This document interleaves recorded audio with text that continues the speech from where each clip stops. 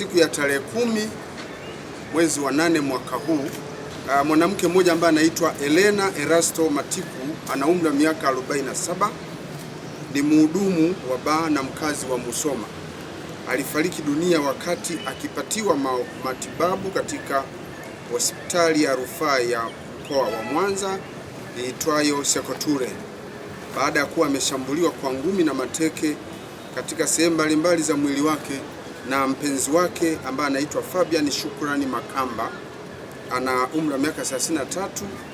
Kazi yake ni mvuvi na mkazi wa eneo linaitwa Kigeretuma huko wilaya ya Musoma vijijini.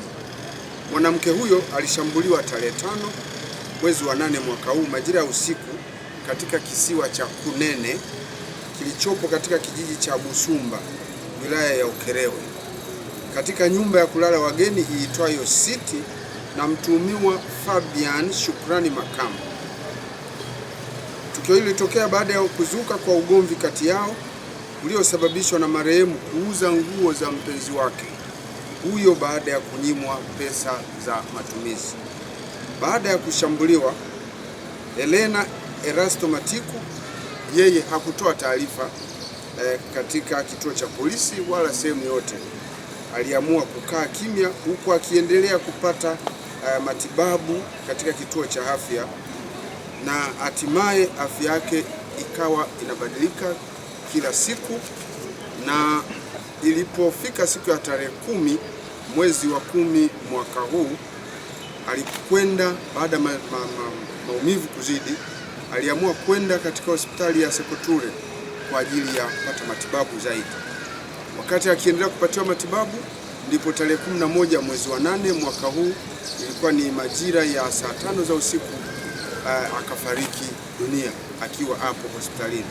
Katika ufuatiliaji wa tukio hilo, mtuhumiwa Fabian Shukrani Makamba naye tulikuja kupokea taarifa kwamba alikuwa amefariki.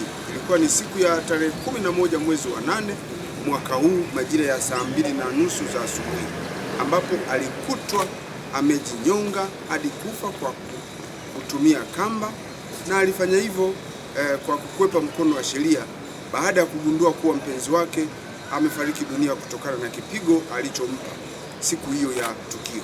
Chanzo cha tukio hili ni ugomvi wa kifamilia.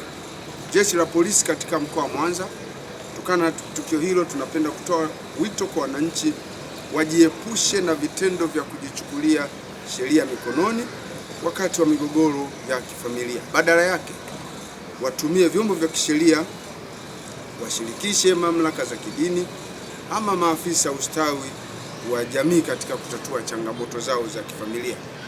Jeshi la polisi linawasihi wananchi kutoa taarifa mapema katika vituo vya polisi endapo watapata taarifa za mtu ambaye amepitia katika tukio la kushambuliwa na mwenza wake, ili jeshi la polisi na vyombo vingine viweze kuchukua hatua. Kwa kufanya hivyo, tutakuwa tumesaidia kuyatolea taarifa na kuyadhibiti matukio haya ya ukatili wa kijinsia.